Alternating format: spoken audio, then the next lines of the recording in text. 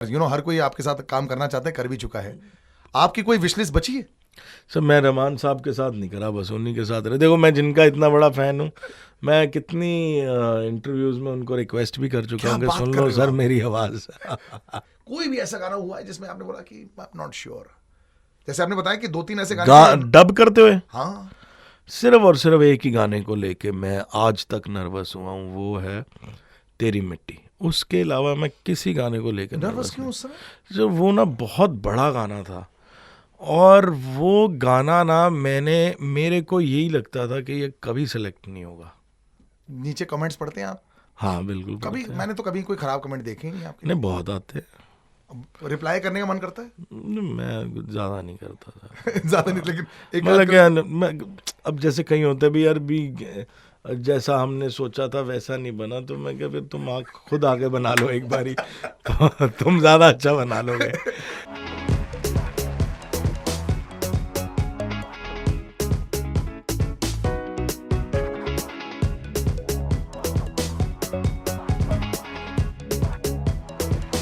Stars express. यार कुछ ऐसे आर्टिस्ट की विश लिस्ट होती है मेरी कि मैं जरा इनसे मिलना चाहता हूँ। अब हाल ही में ऐसा हुआ था कि दिवाली के दौरान मैं एक ऐसे इवेंट पे गया था जहां ये स्टेज पर आए थे, स्पॉटलाइट इनके ऊपर थे और ये गाना गा रहे थे, और लोग एक ऐसे ना, क्या बोलते हैं ना, एक ट्रांस में चले जाते हैं। नाम इनका है B Praak, perhaps one of the most celebrated artist these days.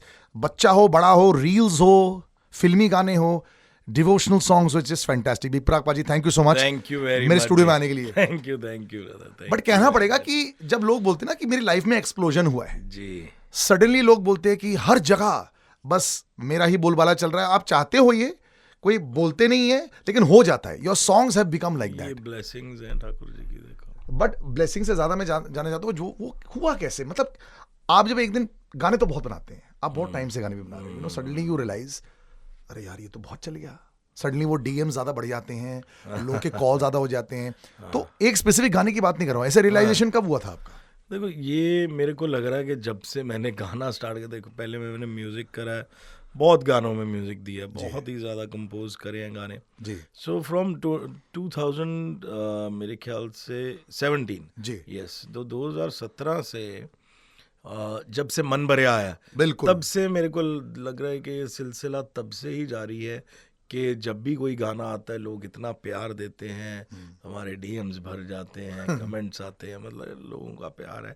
और हमेशा से हमने ऐसी ही कोशिश करी है कि कुछ अलग ही लेकर आए, और मैं तो वैसे ही गाता और सैड एंड रोमांटिक सॉन्ग्स हूँ, बस इसके अलावा और ये फॉर्मूला ही है दुनिया का दिल जीतने का। बट आप बहुत हाई पिच पर भी गाते हैं, ये जी जी। आधे फेल इसी में हो जाते हैं। बचपन से ही आपकी पिच ऑलवेज ऐसी थी? हाँ जी हाँ जी हाँ जी, ये मेरे को पिच घर से मिली है, मतलब कि मेरे दादाजी भी ऐसे ही गाते थे और मम्मी भी बहुत ऊंचा गाते हैं, तो मेरे को लगता है कि पिच जो है तो मेरे को वहाँ से मिली है। कभी टायर्ड हो जाते थे? बिकॉज मेरे को याद है पावर आपकी बड़ी रहती है जब आप गाना भी गाते हो, एंड जिस तरह आप गाते हो मुझे लगता है it's also very draining on you also. नहीं नहीं नहीं नहीं, बिल्कुल नहीं, ये बहुत आसान है। मतलब कि वो पता क्या, वो आपको ये आवाज़ जो है ना, जी। और स्पेशली द पिच, जी। ये आपको गॉड गिफ्ट होती है। अच्छा। इससे थक जाते होंगे और लोग भी, बट मतलब कि ऐसी मैं तो नहीं ऐसे थकता अभी तक, टच वर्ड। बट हाँ, क्योंकि हमारे शो में भी फिर वैसा ही फ्लो रहता है, वैसा ही पिच रहता है, बिल्कुल सेम गाने जैसा तो नहीं, बट गाने से एक आधा नोट नीचे जी। तो उसमें भी हमारे को मतलब कि एनर्जी बहुत ही रहती है। और हाई पिच का ना एक अपना ही वो होता है कि अच्छा, मैंने ना बहुत पहले पंजाब में, बहुत मतलब कि मेरे फादर के टाइम पे जी। जब वो गाने बनाते थे सिंगर्स के लिए, तो उनके टाइम पे ना मतलब कि हाई पिच पे सैड सॉन्ग्स आते थे। तो बाद में क्या हुआ कि एक टाइम ऐसा आया कि सैड सॉन्ग्स बनने बंद हो गए थे थोड़े, और वो जब बनने बंद हुए, ये मैं आपको बता रहा हूँ कि 2005 के बाद ना बहुत कम हो गया था इसका माहौल। देन फिर और ही पॉप आ गया, ये आ गया, वो बड़ा कुछ आ गया था। तो सडनली हम फिर सोच लेकर आए थे 2013 में। तो 2013 में एक ऐसा गाना आया था जो अलग कॉम्पोजिशन थी, अलग म्यूजिक था, जी, बहुत हिट अलग तरीके से उन्होंने गाया हुआ था, और वो भी एक थोड़ा सही पिच पे गाया था कि वो पहली बारी ऐसा हुआ था कि एक सैड सॉन्ग ऐसी पिच पे, फिर उसके बाद फिर अलग अलग गाने आए, देन किस्मत आया, फिर मन भरिया के बाद तो फिर मतलब कि लोगों का बिल्कुल ही चेंज हो गया। भी सैड सॉन्ग भी जो है वो हाई पिच पे गाए जा सकते हैं, और मेरे को बहुत कम लोगों से, लेकिन गाए जा सकते हैं। गाए जा सकते हैं। ये बात मैं एक्चुअली आपको बताना चाहूँगा। मुंबई स्टेशन मेरा है, ठीक है ये, लेकिन मेरा शो जो है पूरे भारतवर्ष में जाता है।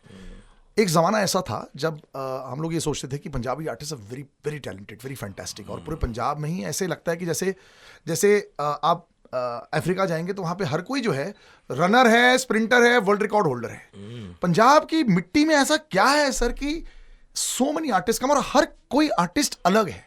देर इज समथिंग अबाउट, क्या ऐसे बचपन में जैसे कुछ ऐसी जगहों में, जैसे बंबई में हर कोई क्रिकेट खेलता है तो बहुत सारे क्रिकेटर यहाँ से निकलते हैं।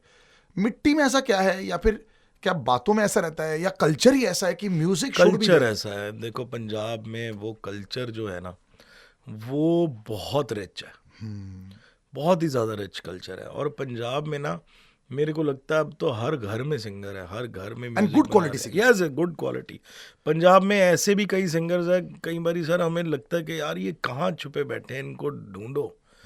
आजकल तो सोशल मीडिया है, मिल जाते हैं लोग, बट कई लोग पंजाब में ऐसे भी आर्टिस्ट मतलब कि जो कुछ बेचारे कर नहीं पाए क्योंकि उस टाइम सोशल मीडिया था नहीं, वो कहाँ डालते अपनी वीडियोस, कहाँ हमें पता लगता या और म्यूजिक डायरेक्टर्स को पता लगता। पर आजकल बहुत अलग चीज़ है। आप देखो कि उन्होंने ज्योति नूरा को, नूरा सिस्टर्स को कैसे वो एक चमत्कार हुआ था उनके साथ कि वो सोशल मीडिया के थ्रू वो गए और फिर स्नेहा खान वॉकर ने उनको ढूंढा और फिर एक गाना बनाया।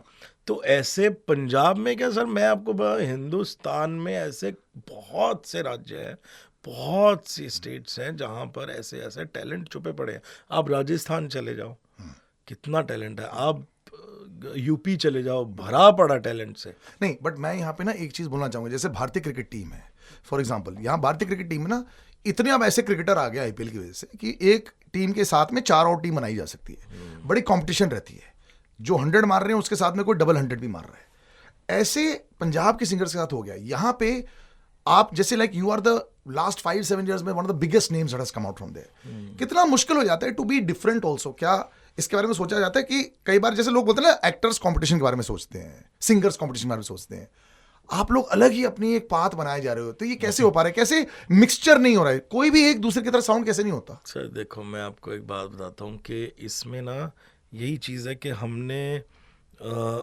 अपनी जो भी गाना आया जी, उसके बाद देखो गाना आया, वो चल गया, और फिर उसके बाद आप क्या करोगे, वो सबसे बड़ा मतलब कि चैलेंज होता है कि अब अगले गाने को हम कैसा लेकर आए। और अगला गाना मेरे को लगता है कि हमें एक गाना बनता है तो उस दूसरे की टेंशन हो जाती है कि अब अगला गाना, अब ये चल गया तो और ज़्यादा टेंशन हो जाती है तो कि अब इससे बड़ा क्या बनाया जाए कि लोगों में वो चीज़ बनी रहे। बिल्कुल कि हाँ जी ये गाना आ रहा है, इसके बाद ऐसा आएगा, इसके बाद वैसा आएगा। तो मेरे को लगता है कि वो आपका टीम वर्क, आपकी टीम वर्क से ही सारा कुछ होता है। आपकी टीम सही है तो वो बैलेंस बना रहता है, वो वाली जो रुतबा है वो बना रहता है। एक्चुअली पब्लिक का एक कनेक्शन ऐसा बन गया जो पहले मैंने कभी देखा नहीं था। शायद इंडिपेंडेंट म्यूजिक और इंडिपेंडेंट आर्टिस्ट का भी ये कितनी कमाल की बात है। जैसे कि आज जिस गाने की हम बात भी करने वाले हैं, मैंने 2 बार सुना है बस, बट उसके विजुअल्स, उसकी फील, आपके गाने के साथ ना आपकी आवाज़ अगर मैं आंखें अपनी बंद कर दूं ना, मुझे ऐसा लगता है जैसे बहुत बड़े स्टेडियम में मैं बैठा हूँ अकेले ही, और एक बड़ा सा स्पॉटलाइट, आप बड़े स्टेज पर खड़े हो, ऐसी टाइप की फील आती है, आपकी भरी हुई फील आती है आपकी आवाज़ में। तो आपको ऐसे कई बार लगता है जब आप अपने खुद के गाने आप देख रहे होते हो, जैसे आर्ट तो आर्ट होता है, किसी को पसंद आए किसी को ना आए, आपको खुद का आर्ट कैसे पसंद? I mean how do you like your own art as much? वो जब हम तो बना रहे होते हैं उसको, कितनी बारी बनाते बनाते हम उसको तोड़ लेते हैं, मरोड़ लेते हैं। तो मैं यही मतलब कि आप तक जब लोगों तक वो गाना पहुंचता है, वो हमें ही पता है कि हमने उसको कितनी बारी तोड़ा है, कितनी बारी मरोड़ा है, कितनी बारी क्या कुछ उसमें करा। महाकाल को बनाने के लिए भी हमने मतलब कि वो रात में ही हम जब बैठे थे कुछ और बनाने बैठे थे, फिर बन गया, फिर उसके बाद मतलब कि वो मेरे को लगता है कि एक ऐसी चीज़ हमारे से बनी थी उस दिन कि उस रात से हमें हो गया था बस ये तो कुछ अलग ही करेगा, टच करके 100%। वो नहीं है कि सिर्फ स्लो पॉइजन है, ये बहुत ज़्यादा मतलब कि ये और ज़्यादा अभी बहुत पकड़ेगा, और ये अंदर ना लोगों के इस तरह मतलब कि रगों में जाएगा कि निकालना बाहर वहाँ से मुश्किल होगा। जैसे हमारे और भी गाने हैं, तो मेरे को लगता है कि अब डिवोशनल का एक ऐसा टाइम मेरे को लगता है जो आने वाला है, आने वाले टाइम में, कि जैसे लोगों के गाने आते हैं, हमारे गाने आते हैं, चार्ट्स में हिट होते हैं, ऐसे डिवोशनल भी चार्ट्स में हिट होने लग जाएंगे, कि डिवोशनल गाने भी स्पॉटिफाई पर चार्ट्स में दिखा करेंगे लोगों को। बट क्योंकि ये नॉर्मल सेंस में वो ऐसा डिवोशनल नहीं है। जैसे भारतीय लोगों के लिए डिवोशनल क्या हो गया, मम्मी जाती थी कीर्तन पर, या फिर ये फोक सॉन्ग आपके पावरफुल वाले हैं, it's got a real character, मतलब गाने में भी कैरेक्टर है, एक अलग तरह के वीडियो में भी कैरेक्टर है, एक अलग सी पावर है इसमें जी। तो जिस तरह आपकी वॉइस को जो सूट कर रहा है, तो मैंने ये रियलाइज किया करंट जनरेशन जैसे है, जैसे मैं इंटरव्यू स्टार्ट होने से पहले ही आपको बता रहा था, मेरे को ना बाहुबली की याद आ रही थी, जब वो वी वरम जब वो चल के ऐसे ऊपर जा रहा था, तो ऐसे टाइप की फीलिंग आ रही थी। और मुझे याद है जब मैंने वो पिक्चर भी देखी थी, वो एक सीक्वेंस जो था उसमें सब फ्लैट हो गए थे, हमें पता ही नहीं था और उसके आगे क्या है वो हमने कोई वॉर सीक्वेंस भी नहीं देखा था, लेकिन उसके गाने जो थे दैट वाज समथिंग एल्स। और तब मैंने रियलाइज किया अभी रिसेंटली जब मैं हनुमान सुन रहा था, तो उसका एक जय हनुमान ज्ञान गुण सारा विद द ट्रांस, तो नॉर्मल तो सबको पता है, बट जब वो बीट्स के साथ आया, तो आई थिंक भारतीय लोग अब एक वाइब के साथ भी आने लग गए हैं, इवन विद डिवोशनल। 100%। मैं आपको तभी बोल रहा हूँ कि हम ऐसी ऐसी साउंड्स आगे प्रोड्यूस कर रहे हैं, ऐसे ऐसे भजन लेकर आ रहे हैं कि जो डिवोशनल की मार्केट को कुछ अलग कर देगा। कि लोग ना पहले बहुत डरते थे, जैसे हमारे जानी भाई बहुत डरते, पाजी पता नहीं रिस्क ले रहे हैं, कैसे होगा कैसे नहीं होगा, क्या कर रहे हो आप। मैं कहा यार मेरी बात सुनो, हम मतलब कि इस चीज़ को ये ना देखो इससे क्या होगा क्या, ये ना एक अलग बेंच मार्क खड़ा करेगा। और कल फिर मैं जब रात को मिला होगा तो यार मज़ा आ रहा बड़ा मैं मज़ा तो आएगा क्योंकि चीज़ ऐसी बनाई है, ठीक है ना। देखो मैं वही है कि ये आने वाला टाइम ना इस चीज़ में अब इससे लोगों का और हौसला बढ़ेगा, अब इससे और कंपनियों का भी हौसला बढ़ेगा कि यार भी डिवोशनल में भी इतनी महंगी वीडियो बनाई जा सकती है, बिल्कुल, कि वो कभी भी कुछ भी कर सकता है। तो मैं यही सभी को बोलूँगा कि जाएं और महाकाल को सुनें, उसको देखें, और मतलब कि जो हमने चीज़ बनाई है ये पूरे सिर्फ इंडिया के लिए नहीं है, पूरे वर्ल्ड में मतलब। और इसका एक और वर्जन हम स्पेशली, ये पहली बार होगा कि किसी डिवोशनल का नॉर्थ साइड से या इस साइड से कोई तेलुगु वर्जन में हम लेकर आ रहे किसी और लैंग्वेज में। सो मैंने कल तेलुगु वर्जन भी हमने डब करा, तो वो भी आएगा इसका। You are so talented. मुझे ऐसा लगता है कि जैसे कि ये तो बहुत ईजी है आपके लिए, अब आपने चलो हम एक तेलुगु वर्जन भी बना देते for example, but because you are a composer, मुझे लगता है कि आप बहुत ज़्यादा नब्स पकड़ लेते हैं ऑडियंस की भी। ये आपको लगता है अब एक प्री रिक्विजिट होना चाहिए सिंगर्स के लिए, अगर उनको समझ में आते दोनों तरफ है। जैसे कि पहले लोग बोलते थे कि अगर राइटिंग आती है तो अच्छी पोइट्री कर सकते हैं, अगर राइटिंग आती है तो अच्छी चीज़ें कर सकते हो। ये आपके साथ में बहुत फ़ायदा रहा है आपके लिए बिकॉज यू आर कंपोजर? 100% बहुत ज़्यादा इन चीज़ों को लेकर हमारा शुरू से ही भी कैसे हम कौन से गाने को किस तरीके से लेकर जाएं, और उसको कौन सी मतलब कि ना, आप जब आपको पता होता है कि किस गाने का कैसा दायरा होना चाहिए, तो वो आपके लिए मेरे को लगता है कि बेनिफिट ही होता है। और बहुत से कंपोजर्स को ये बात पता है, और तभी वो बने भी है सिंगर। हाँ जी हाँ जी हाँ जी। बहुत सारे पहले composers now are singing their own songs, वो कहते थे मेरे को स्क्रैच तो मैंने ही गा के भेजा, फिर मेरे को स्क्रैच ही पसंद आ गया। पर बहुत से कंपोजर्स हैं जो नहीं भी गा सकते there are a lot of composers who can sing, है ना। तो वो बहुत से कंपोजर हैं, मैं ऐसे बहुत से कंपोजर्स को जानता हूँ, बॉलीवुड में कितने हैं बिल्कुल, जो गा नहीं सकते हैं but they make wonderful compositions. आपको इतना कम समय लगा एक्चुअली, नॉट प्रैक्टिस के लिए, वो तो बहुत टाइम से, कितना कम समय लगा है टू बिकम सो बिग? आपने क्या notice किया? नहीं सर, ये आपको लगता नहीं है बहुत टाइम लगा। बहुत टाइम, नहीं आई एम टेलिंग यू, बहुत time definitely, but I am saying कि कम समय में लोगों के दिलों में बस गए. Yes yes. कितना फर्क देखा आपने लोगों के एटीट्यूड में चेंज, पब्लिक के उसमें लास्ट 4-5 years सडनली क्या सारे दरवाजे ऐसे खुल गए थे. लोग यही पूछते हैं ना, बिफोर एंड आफ्टर वाली सक्सेस स्टोरी बताइए. नहीं बट मतलब कि जब आप अच्छा काम करते हो ना और अच्छी चीज़ें नोट में आती हैं, उसको आप डिनाई कर ही नहीं सकते. वो कोई भी, और आपकी किस्मत, आपके भगवान आपके साथ है तो सब कुछ हो जाता है लाइफ में. सब कुछ आप अपने सही तरीके से अपना काम करी जाएं, अच्छा कंटेंट लेकर आएं, और ऐसा कंटेंट लेकर आएंगे लोग आपको देख के ये कहेंगे भी आपने देश के लिए कुछ करा है. आपने हमारे को ऐसे गाने दिए कि हम मतलब कि हमारे दिल को छू गए हमारे. और मेरे गाने तो मतलब कि आप मेरे को ना बेस्ट चीज़ अपने गानों के अंदर और अपने काम के अंदर यही लगती है, जिसके लिए मैं बहुत प्राउड फील करता हूँ कि मेरे को हर एज का इंसान सुनता है. वो चाहे ओल्ड एज में है, चाहे वो मिड एज में है, चाहे वो बच्चे हैं, चाहे कोई भी है. मतलब कि हर एक को वो गाने पसंद है. और मेरे को स्पेशली मतलब कि मिड एज वाले और ओल्ड एज वाले तो इतने ज़्यादा मेरे को प्यार करते हैं और इतना मिलते हैं. हम कितनी शादियों में परफॉर्म करते हैं. बिल्कुल, मैं ये बोलने है ना. बट आपके आवाज की दीवानी भी प्राग जी, इट्स नॉट जस्ट सॉन्ग, मतलब उनको गाना फर्क नहीं पड़ता. Definitely they love the voice. Yes yes, यही मेन बात है. और मैं जब आपके यहाँ पढ़ रहा था, बहुत इंटरेस्टिंग चॉइस थी आपकी, correct me if I am wrong, कि रहमान साहब और प्रीतम दा आपको बहुत ज्यादा पसंद थे. बहुत ज्यादा. सच कॉन्ट्रास्टिंग पर्सनैलिटीज. बिल्कुल ही. तो ऐसे अलग अलग म्यूजिकल टेस्ट थे बड़े. देखो मेरे को लगता है कि मेलोडी तो दोनों ही बनाते हैं. बिल्कुल. मेलोडी दोनों बनाते हैं. और मेरे को शुरू से वही कंपोजर्स, वही लोग पसंद आए हैं जिन्होंने मेलोडी बनाई है. और हमारे बॉलीवुड में तो चाहे रहमान साहब हैं, चाहे प्रीतम दा हैं, चाहे शंकर एहसान लॉय जी हैं, चाहे वो सचिन जिगर हैं, विशाल एंड शेखर हैं.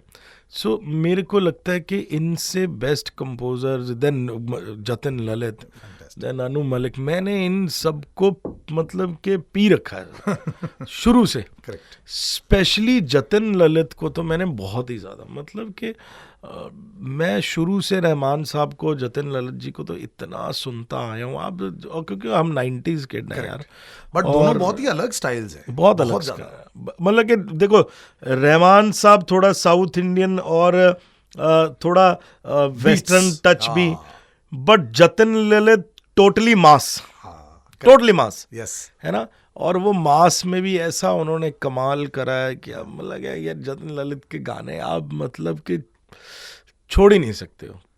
छोड़ ही नहीं सकते. आप बहुत सारे लोगों की विश लिस्ट में हैं एज अ सिंगर. हर कोई आपके साथ काम करना चाहता है, कर भी चुका है. आपकी कोई विश लिस्ट बची है? सर मैं रहमान साहब के साथ नहीं करा, बस उन्हीं के साथ रहे. देखो मैं जिनका इतना बड़ा फैन हूँ, मैं कितनी इंटरव्यूज में उनको रिक्वेस्ट भी कर चुका हूँ कि सुन लो सर मेरी आवाज. And he is only person जिनको टैलेंट बहुत पसंद आता है. उनको साइज, स्टैचर वैचर से कोई मतलब नहीं है. I know. बट आप लेट नाइट रिकॉर्डिंग पसंद करते हैं अर्ली मॉर्निंग? नहीं, हम तो करते ही लेट नाइट है. तो बस ठीक है सर, आपका तो तालमेल परफेक्ट बैठ जाएगा. सुबह 4 बजे तो उनको रिकॉर्डिंग करनी पड़ती है. हाँ जी. बट एक और बड़ा सवाल ऐसे रह जाता है, बड़े आर्टिस्ट जब बड़े हो जाते हैं तो क्या नर्वस रहते हैं स्टेज पर? लोग बोलते हैं कि एक गाने के लिए दे नर्वस. जैसे आपने बोला जानी was little nervous on this. कोई भी ऐसा गाना हुआ है जिसमें आपने बोला कि आई एम नॉट श्योर? जैसे आपने बताया कि 2-3 ऐसे गाने डब करते हुए. हाँ. सिर्फ और सिर्फ एक ही गाने को लेके मैं आज तक नर्वस हुआ हूँ, वो है तेरी मिट्टी. उसके अलावा मैं किसी गाने को लेकर नर्वस क्यों उस समय?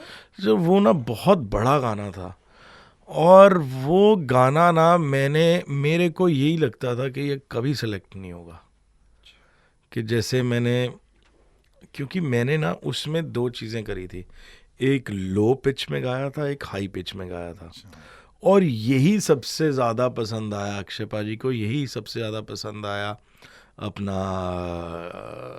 करण जौहर सर को, और देन अजीम जिन्होंने गाना सारा वो करा था. देन आर्को ने कंपोज करा था, जो मनोज सर मेरे को बोलते कि यार ये ना गाना तुमने जो गाया ना अभी मेरी लाइफ का, और अक्षय भाई ने सेम मेरे को भी मेरी लाइफ का सबसे बड़ा गाना गा दिया तुमने। तो मेरे को ये कभी नहीं लगता था कि वो गाना कभी सिलेक्ट होगा। अच्छा।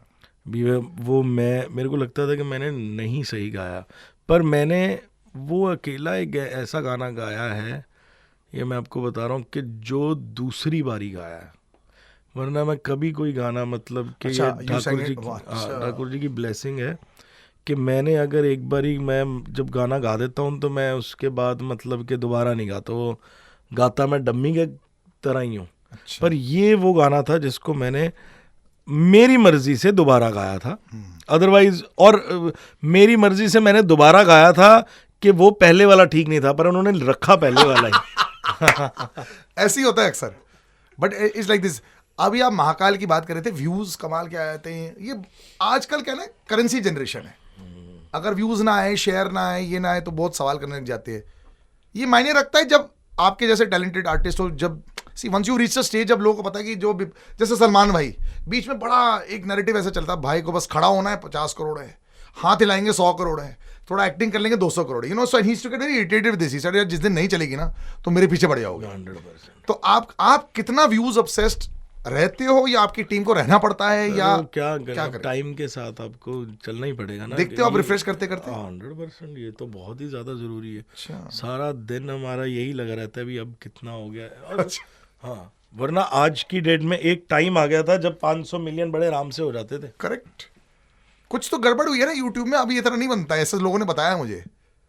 सर वो क्या चक्कर हुआ कि एक तो स्ट्रीमिंग प्लेटफॉर्म्स जो आ गए हैं, फिर उसके बाद वहाँ पर अब सबसे बड़ी बात है कि रील्स वगैरह। हाँ।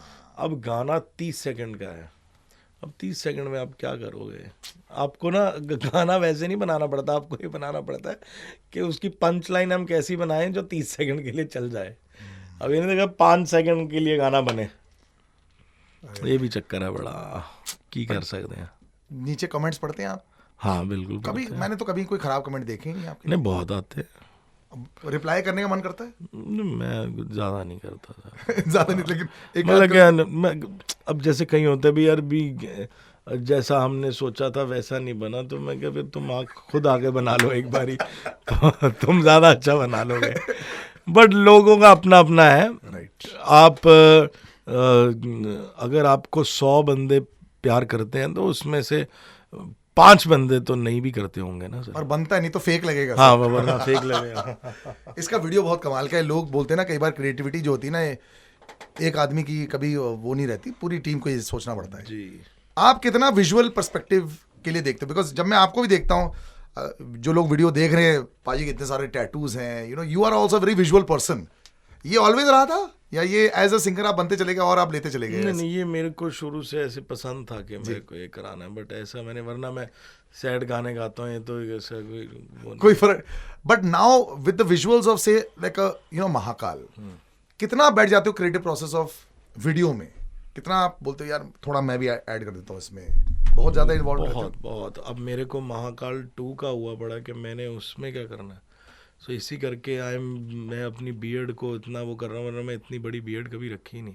सो मैं उसमें कुछ अलग सी लुक में आना चाहता हूँ, अभी तो कुछ नहीं और बढ़ाऊँगा। अच्छा। तो और महाकाल 2 विल बी, जैसे ये कुछ एक बहुत बड़ा चेंज लेकर आ रहा है और लेकर आएगा ये वाला महाकाल। पर महाकाल 2 तो बिल्कुल ही मतलब कि वो कुछ और ही कर देंगे सर हम। शादियों में, कॉर्पोरेट इवेंट्स में, स्टूडियो के अंदर कहाँ सबसे ज्यादा मजा आता है आपको? मेरे को दोनों जगहों पे, देखो गाने नहीं बनाऊंगा तो शोज कहाँ से करूँगा। तो मैं एक ये बट आप भी, लाइक देयर आर आर्टिस्ट ना, जो कुछ स्टूडियो आर्टिस्ट होते हैं, कुछ लाइव स्टेज वाले आर्टिस्ट होते हैं। मैं क्योंकि लाइव आप तो गाते हो। Live Yeah. मेरे को मतलब कि मैं मतलब कि भगवान की कृपा बनी रहे कि जब तक हम जिंदा हैं हम तो तब तक शो करेंगे सर। मैं शोज नहीं छोड़ सकता लाइफ में, मेरा मतलब कि सब कुछ है शोज। Wow. मेरे को और मेरे ऐसी को कोई कहानी, कोई शो की जहाँ पागल फैंस तो बड़े सारे रहते बहुत हैं ही आपके? सर, मतलब कि हर जगह, चाहे वो कॉन्सर्ट्स है, मेरे को ना प्राइवेट शो में इतना मजा आता है ना, अच्छा। इतना ज्यादा मजा आता है, मतलब कि क्या लोग प्यार करते हैं, वो अलग ही उमंग होती है एक प्राइवेट शो की भी। कॉर्पोरेट शोज है, कॉन्सर्ट्स है, कॉन्सर्ट एक बिल्कुल अलग जी जी। चीज़ है, प्राइवेट शो अलग चीज़ है। मैं ये भी जो चीज़ है वो मैंने ही, मेरे को लगता है थोड़ी है कि एक सैड और रोमांटिक सॉन्ग गाने वाला सिंगर भी शोज कर सकता है। बिल्कुल सर, सारी ऑडियंस रो रही होती है, मैं उस ऑडियंस में खड़ा था जब सारे ऐसी अपनी कहानियां उनको याद आ रही है जब आपके गाने सुनते हैं। और बर हम देखो दोनों तरीके से गाते हैं वहाँ पे, सैड रोमांटिक। हम वो हमने सेट ही अपना ऐसे बनाया हुआ है कि वो उन सैड पे भी हम लोगों को नचा देते हैं। करेक्ट। तो आज जो आप हमारे स्टूडियो में आए, मैं इतना दिल खुश हुआ है मेरा। थैंक यू, विपराग भाई, thank you so much, such an honour to have in the studio. Thank you ji. और मैं तो बड़ा खुशकिस्मत हूँ कि आप वापस स्टूडियो में आ गए, आप दोबारा आते रहना ना, सर। 100%। हाँ 100%, thank you so much sir. Thank you.